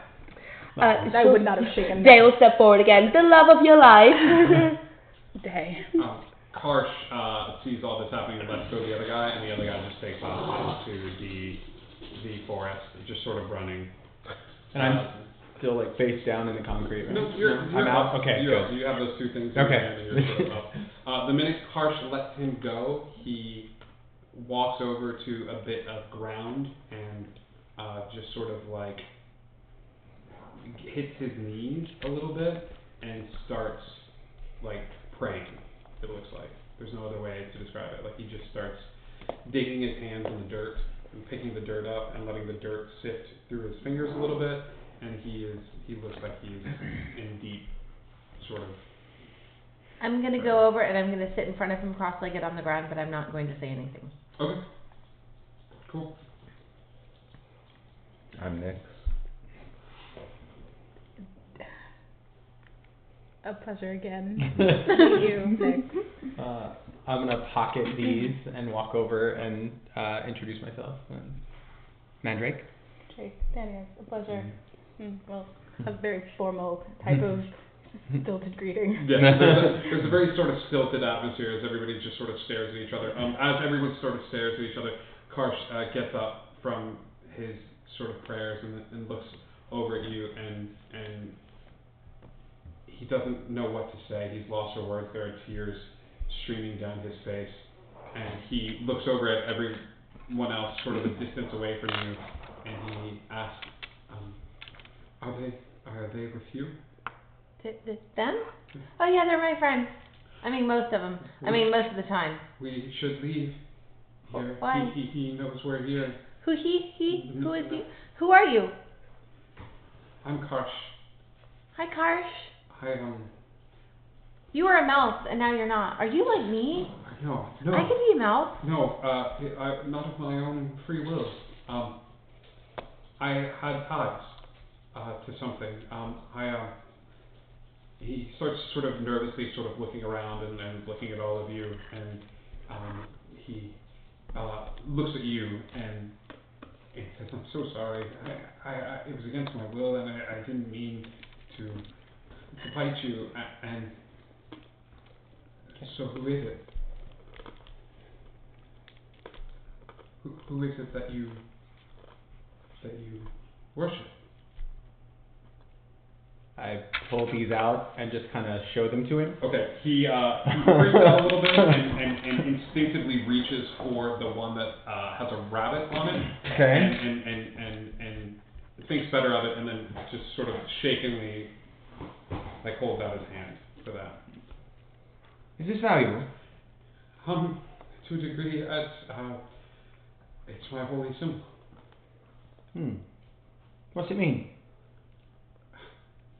The white rabbit. The powers of time to heal wounds and to appreciate the time that you spent here, about knowing when your destiny comes for you, to know that you will never be late, you will never be early, you are exactly where you need to be. And why does he have it? We shouldn't talk here. He'll be back. And Dee's gonna. Where is here? I don't know. We were sent. I know of a place. It's not far from here. Tweedle will extend her hand. Well, we better be going then. Karsh immediately grabs your hand and sort of sets off into the wooded area, and you make your way away from the table. If anyone wants to stay, you can. No, fine. Are there any other teacups on the table? There are no teacups on the table. I'm going to assume, unless you tell me otherwise, that everybody took their teacup with them. Mm-hmm. Yes, there are no other teacups on the table. And we're all in your shot of what this guy was saying about the he's and the... He did not try to hide it. Okay, so I'm still holding this guy. I didn't let him go. Yeah. Awesome. He was also talking about a he or a person, how he didn't want to be here because he was sent by someone. Listen, I don't know. He came into the bar and just said it would be a quick way for us to make a few gold, and all we were supposed to do is if he hadn't turned him yet, we were just supposed to hold on to him until he did. And do all of you know each other? You and he, the one there on the ground? Oh, there's no like the other guys run off into the woods and stuff like that. And it's like, yeah, I mean we worked together before. And who's your employer? I don't know. You know nothing of their identity. He didn't tell us a whole bunch. And what was that he told you aside from go and get it? He said he'd kill me if I said anything. Well, you can risk it and kill you now, or you can tell me. Give me an intimidation check. Nat 20. You don't know what it is. You feel like maybe your canines get a little bit longer, or your claws get a little bit longer. But as you say that, he's like, all right. He gave us this, and he reaches into his pouch and gives you a sack of like 20 gold pieces, and says he just said his name. His name is Menneth. Menneth. Where I come from, a person's name means quite a bit. Well, I feel like that's everywhere you live. I mean, your name is kind of who you are. And your name? Oh, I never got one. Okay. I'm gonna put him down. I'm like, I just like pat him on the head and give him a name. Okay. I'm gonna call you Squishy. Alright, that's fine. Don't kill me. Yes, my name is Squishy. You will be my Squishy. I will be your Squishy, please. Can I go now? I'm gonna just open the bag and like rip, get like 5 or 6 pieces of gold. I'm actually hand to him and say, hey, like. Is this a debt? Squishy, it's yours. It's hazard pay. Alright. He takes the gold. He looks at the gold. He looks at you. He puts the gold back down and sort of nods knowingly. Go. And then he runs off into And he's taking like very small, slow steps backwards. Yeah. Like, what is happening right now? Karsh is leading Tweedledee Still off picking into up the the gold. woods. He's a little bit behind. He's sort of like looking around at the different areas and stuff like that. Occasionally he will reach down into the dirt and he'll take some and he'll like smell it and then he'll put it off to the side. He'll go over to a tree and he'll rest a hand on a tree and he'll stop and he'll take a few deep breaths in and then he'll move forward and then all of a sudden he listens for water. Yes. I was just gonna. What are you searching for? I'm looking for a safe place, a hiding hole. We spread them all throughout the forest just in case of beasties and things of that nature. In case the beastie wants to bite you. Well, that are the king's men. Wants to bite you. Do the king want you to bring them something? No, sometimes they come searching for us because of our gifts. Some of us are naturally gifted at finding things or finding people. It's just who we are. And he feeds your gifts? Who, the king's men? Sure. I don't know if he feeds them, but he definitely uses them. And she'll just look at him for a second and then she'll be like, what did he use them for? I don't know. Usually if you're taken, you don't come back. You were a mouse and then you were a person. And were all those other mice people too? Yes. You bit my friend. Were you trying to make him a mouse? No, there's something different. I don't know what it is. For some people, it's a small thing that gets bigger. For other people, it's like they're touched, or they're connected to the others, or they're connected to the gods, or I don't know. It's like the feeling when you meet someone you've never met and you know instantly that you're connected to them. It's hard to describe. All I needed to do was find people that were like that had touched something other, and report back, and bring a little bit of that blood back as proof. Something other. I'm going to take my hat off and say something like this. You take the hat off and it starts squirming around in your hands and give it a smack. And what are you doing? Are you holding the hat out to him? I'm going to hold it with both hands. Towards him? Just in front of me. Okay. You guys watch as Mandrake takes the hat off and sort of holds the hat in front. Karsh walks forward a little bit. He lets go of her hand, Tweedledee's hand, and walks forward and puts a hand up on the hat. And as it does, the sounds in the forest stop. Like, there's nothing. The only sound you hear is the sound of water that's a distance away. But all the birds and the wildlife, everything stops for a second. And even the hat stops shaking a little bit.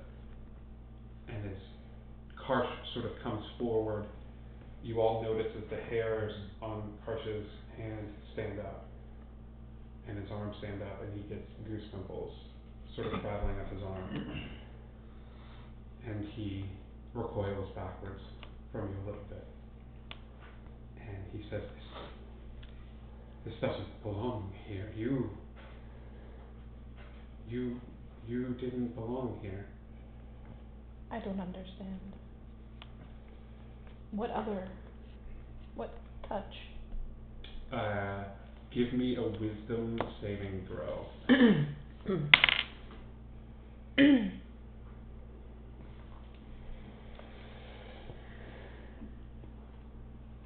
15. I can math, I swear.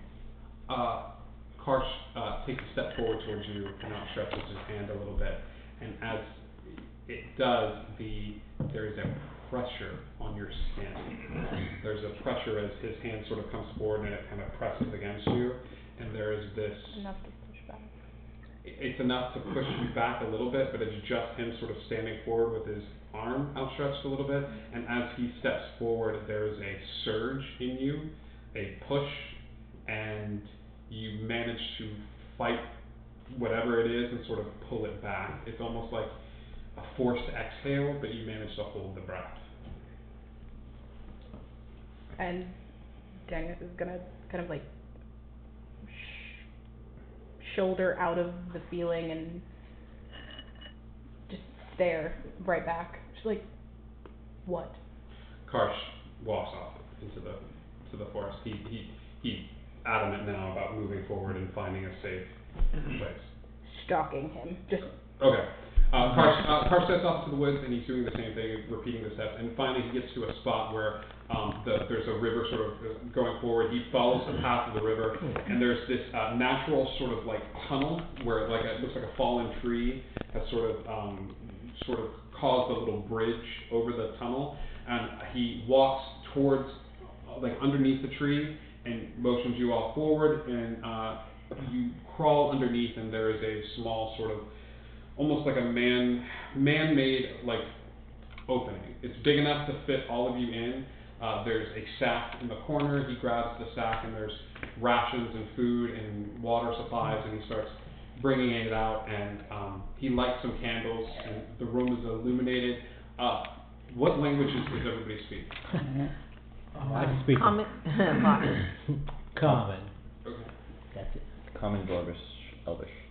You notice signatures and names written in Elvish and Dwarvish, and it looks just like random names sort of spread all throughout this little opening.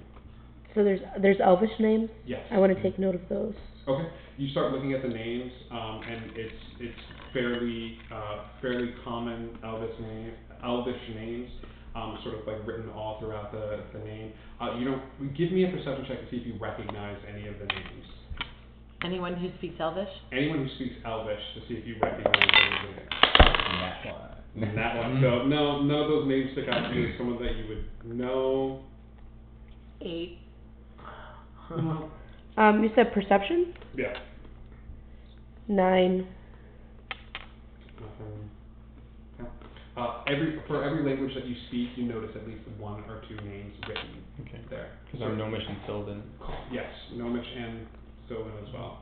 Okay. So they're in a bunch of different languages, All or just different languages, all signatures sort of left behind. Would I notice like any like pack names, family names? I mean, see, there's a couple there that I would know.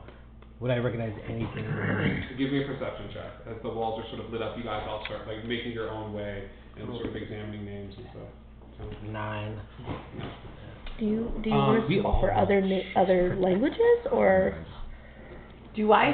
No, sorry, go ahead. Because I know Abyssal, Celestial, Common, Elvish, and Sylvan. I would give everybody a collective, like one more investigation check. Oh, okay. So everybody do an investigation check, unless you're going to do something out there. What are you doing? I'm looking Everybody else roll for any. investigation. I'm looking for any names written in the language that was written on the tree that I found, the one he translated. I'm Okay. looking for any names written in that language. You only spot one, and it's near the entrance to where it was. The entrance, right as you walk in and you look up at the top, you see a very similar language to you. It's 4 letters. Hey Nick, Yeah. I need your help for a minute. Okay. What does that one say? I can't read that. But you could read it earlier. It's the same language that was on my note. It What looks does that like- one say? It looks like the same language, but like it looks like a different language using like the same symbols. I don't know that one. Make a deception check. I did it in that one again, I swear. Deception? Yeah. Bad. 12, and what is, Okay. shoot, what is that for me? I mean, it's a 12 plus something. He'd be lying. Why you always lying? Why are you lying? I'm not. You're lying about something. Either you could read the language or you can't. You told me what it said or what you said it said, but you can't read that language, and why are you lying to me? I'm really good at like reading languages, but like I have to focus beforehand. And you can't even tell me what the language is called? No. Can Day hear this going on? I'm not being It's quiet. a small enough space. I think everybody is able to sort of hear this, and it's whether you want to. Are you like visibly agitated about this? I'm trying not to be. I can roll deception again. You spot a known family that you are very familiar with. You spot the last name of Marash, Marash, and your heart goes cold a little bit. So, this is a question and then a potential action. The option to read, or the potential ability to read things in Celestial is, I don't know, are there anything that stand out that wouldn't normally have stood out? Where do you look? Where the walls, just where everything. Nothing on the walls. Okay.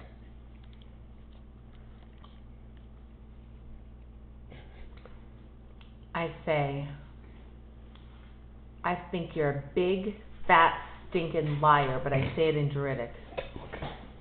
You guys all hear Thoe say something in a language you can't understand, but you get the gist of it.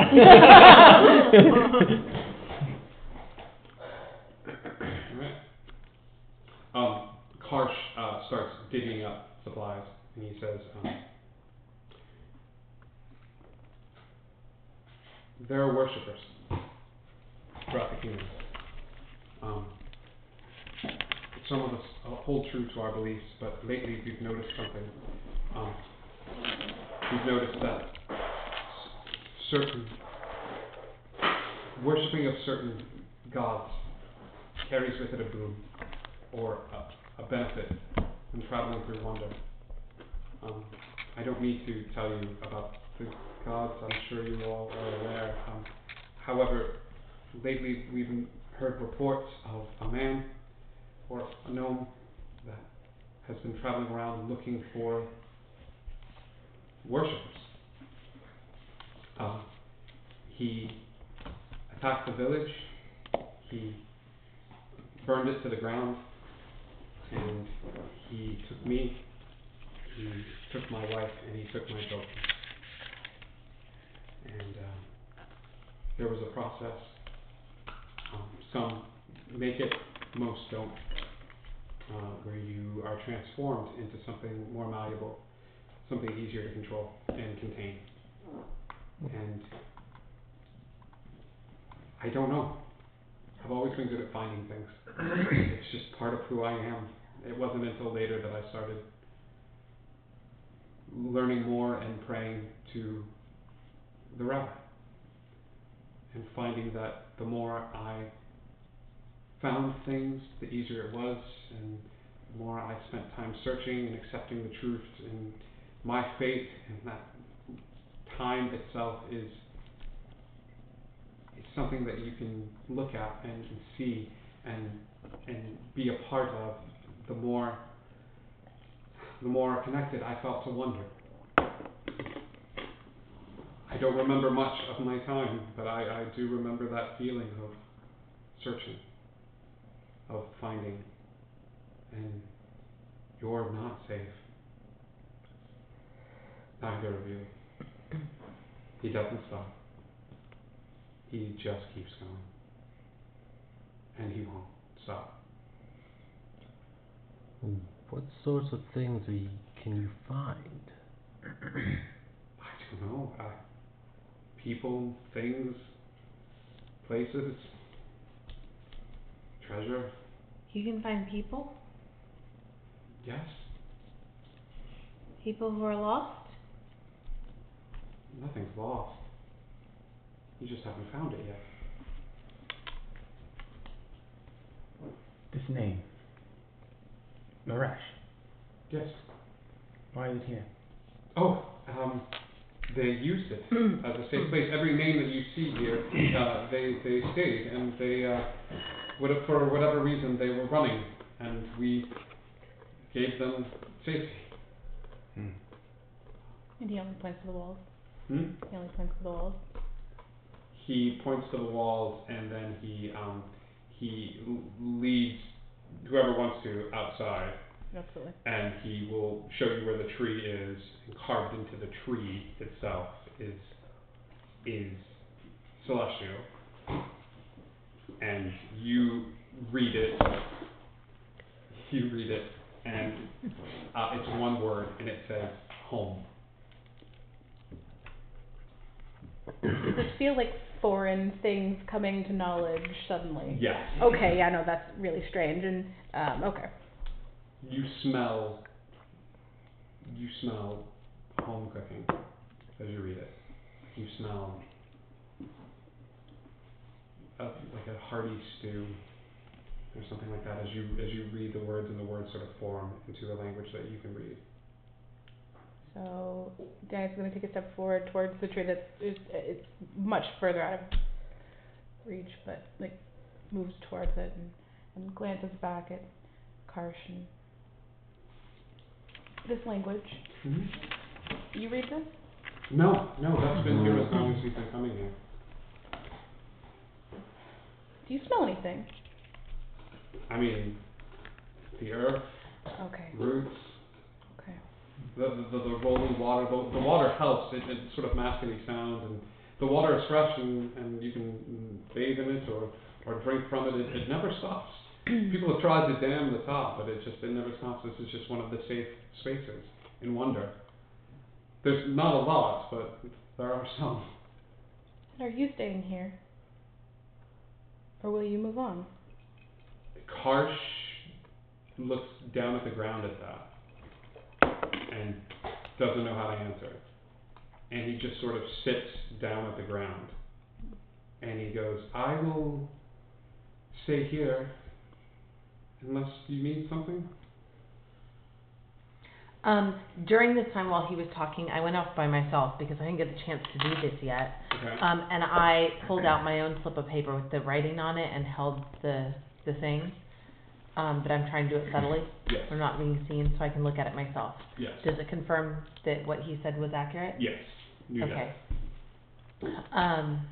So I'm gonna punch him later, but I'll hold off. She's probably writing that in her planner. Like, in the balance. Punch Nick. No. Later. So, so I'm gonna go over to him and I'm gonna say, I could use your help.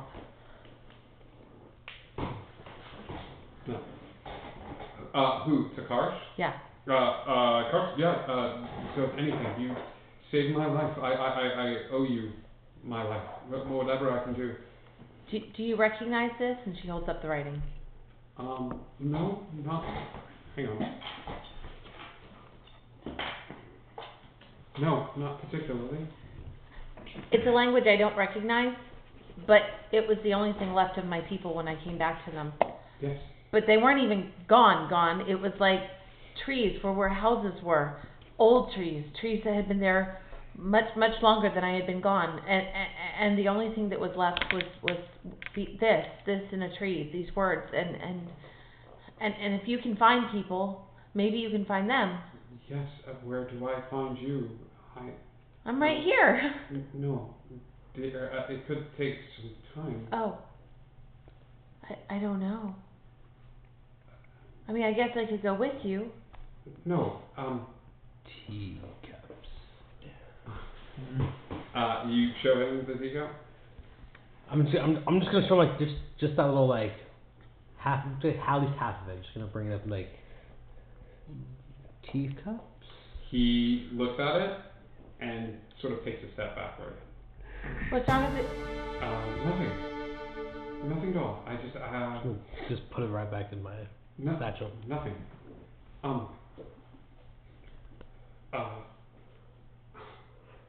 How about this? Duroth. Duroth? What is Duroth? Duroth. It's a town outside of the main sort of royal palace. It's small, but the people there are friendly. There's an inn there, the Saucer and Spoon. I have family. If you head to the Saucer and Spoon, then I will find you. Give me time, though. Give me a few weeks, and I swear to you, I will do whatever I can to help find your family. And you said the Saucer and Spoon. This is a place we perhaps might need a code word, something to show that we are. We know you. We are acquaintances of you. Yes. It's not a code word as such. Whatever you do, don't accept the free drink. Don't accept a free drink or No. the free drink. Don't accept the free drink.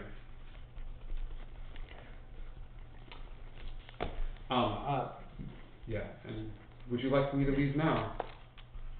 I mean, you're welcome to say thank you for your help. I don't know what to say. I don't know what to do. Thank you. He runs forward, and he's so much shorter than you that it's unbelievable. But wraps his arms around you, and as he does, he sort of places both hands sort of around your back, and you feel this sort of warm energy coming from him, and sort of like sort of fill you. And then as he sort of takes a step back, he looks at all of you and nods and lingers a little bit to the two of you and says, "Stay safe." Oh, the word says, you said you couldn't read it. I don't know if it's helpful or not, but it says new death. Sorry, I don't know what that means. Me either. But thank you. He starts to take some steps into the woods. And Dennis is gonna. Can I don't know. I still need to know what you were talking about. You touched me and you did not touch me, and I can't. I don't. What? He looks at you. He looks at all of them and he says, "Do you trust them?" I don't know them. I don't know you. He whispers something to you. Helped me. Oh, okay. So, I guess that's faster. Time to hum.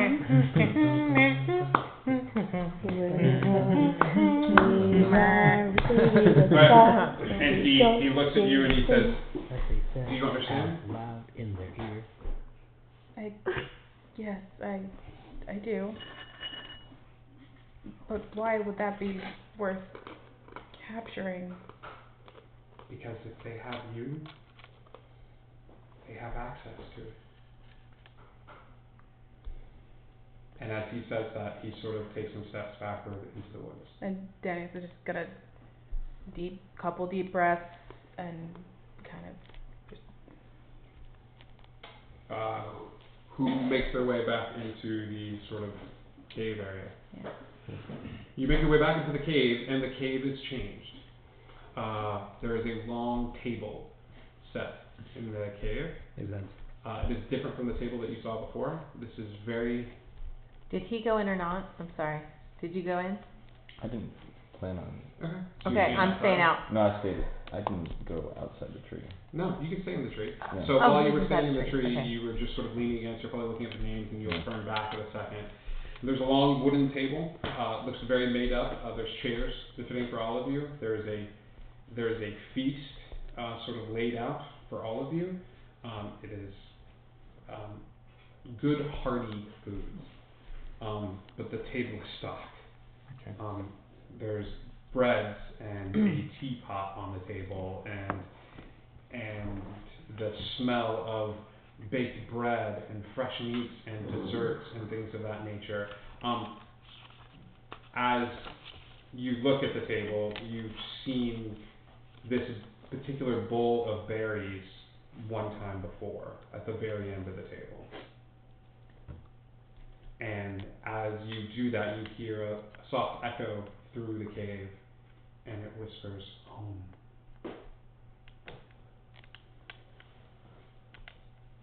Give me a perception check. 11. Those are my sounds. It's a 10 DC. One of the words that you couldn't read before, you can read. And it's at the entrance right there, and it's carved at the top, and it just says broken. What language is it in? One you couldn't read before you walked into the cave. Okay. So, But you did something outside of the cave that would allow you to read that particular language. Oh. And when you walked into Oh, it's the in the cave, same location. you just couldn't read it while you were in here the first time. Got it. Okay. So I know that it's the same. Okay. Correct. Got it. Big table, big spread, laid out for you guys. Smells real good. would the would anyone who can read, write, speak Celestial have seen what the tree says? Yes. So I go over to D Mhm. and I just like rest my head on his shoulder. Music. Deep looks. I heard music, and it was covering the sounds of screaming. I don't. Where? When? Now? By the tree. You heard Yeah. things. Well, don't look so surprised. I understand Celestial too. I'm sorry. I didn't understand that language. I know it. I don't read it. It. But you just did. I smell the food. That makes sense for you. Always willing to feed the others. For a price. Well, actually, let's eat. Everybody sort of sits at the table and plates start getting passed around, and it is really good home cooking. And it's been a long time since any of you have had such a good home cooked meal. It's a little different from your time at the tavern. I imagine you serve people, or do you sit? Yeah. No, of course. Dennis serves everyone, and sort of takes his time making sure people have food on their plates. And What they want, as they like it, in the way that they prefer it. Wait, did you do this? I saw it for the first time just as you did. Is there anything else in the room aside from this cave? Is there anything else inside aside from just the table and the immense amount of food? give me an investigation check. You guys watch as Grim just sort of like starts cycling around like the back. Oh, he's walking around? He's walking around. I am up and following him. 12. Grim, you look around. I mean, there's not a lot going on in this cave. If anybody else wants to give it a gander as you're sitting down to eat. I've been serving. I imagine I'm doing some glancing about. Yeah. Oh no, I got you. I'm not real good. No, you let me do the punching. I'll let you do the checking. I'm just looking for an opportunity to punch him in the shoulder as hard as I possibly can. Yeah. This is a nice cave, man. Nice. Okay. Music in my head. What do you got? 9 plus We'll score off. 5. We will score off. 14 butt. You're sort of searching the cave and stuff like that. You don't really notice the time. You notice the names and stuff like that. You're a little preoccupied with the food. So are all of you. Right. It's the first time your bellies have been full and the food is really, really good. You haven't quite eaten as much yet. So you're sort of like examining the cave and stuff like that, and you see like a rock that's sort of like in the back corner, and you start pulling the rock back a little bit, and you notice some more script that's sort of carved into the wall, and it's carved in common, and it looks older than some of the other sort of words that were here. Okay. And what it says is,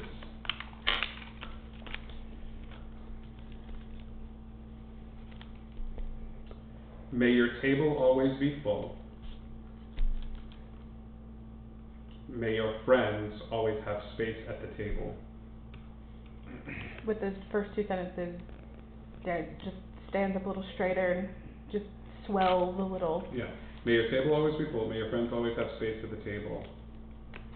And when it's time to leave, may you always have a little extra to take home.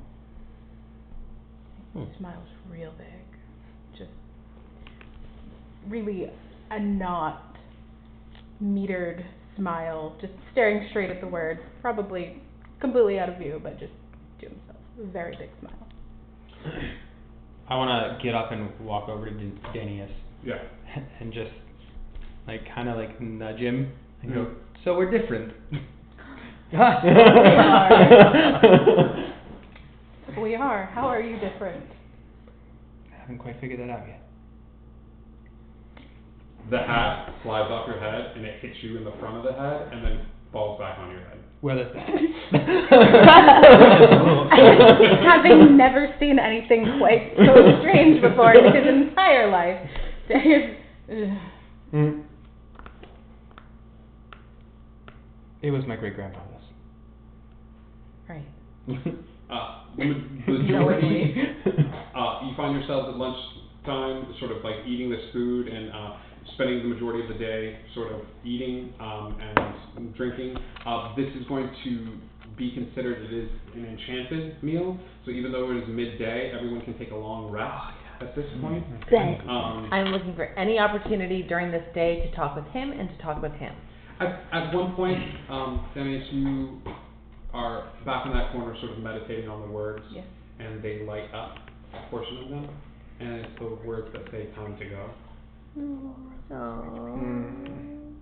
And you sort of acknowledge and start clearing the table a little bit, leaving a piece left behind. A single piece. At some point, I want to share with them what the gnome said to me in Gnomish. That conversation. What do you relay to them? That. Hold on. A lot of what Kosh was saying. That too many lights. The hat doesn't belong. I don't belong. Something about eggs. Eggs and chickens. Yes. I've heard that. I have no idea what that Nora. is. He said that to me as well. Eggs and chickens.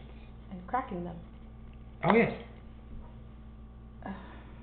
An omelet?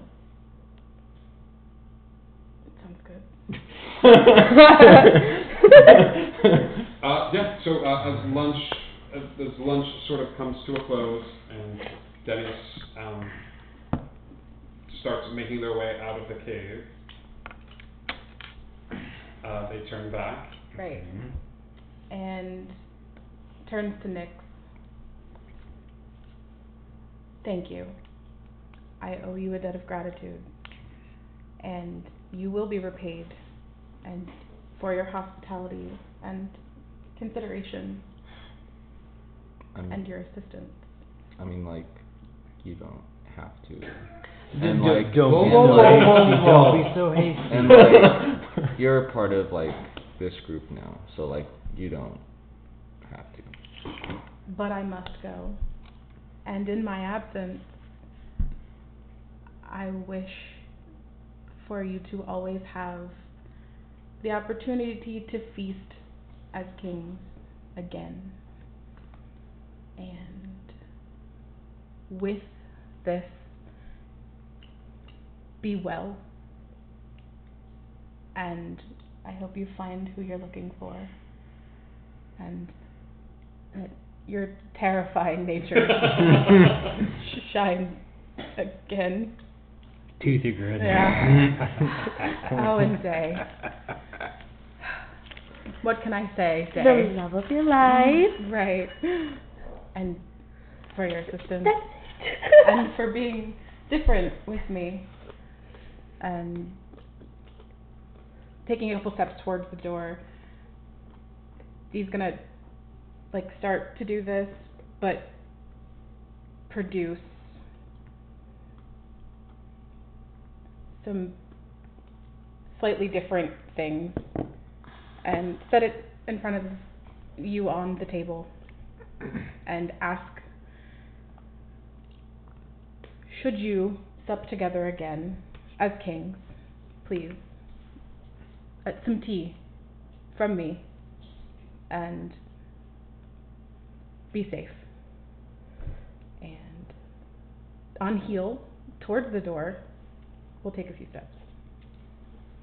Dennis leaves the cave, and there's this smile left behind as this beautiful, wonderful, shitty Jon Snow exits the cave, leaving behind a most peculiar teapot.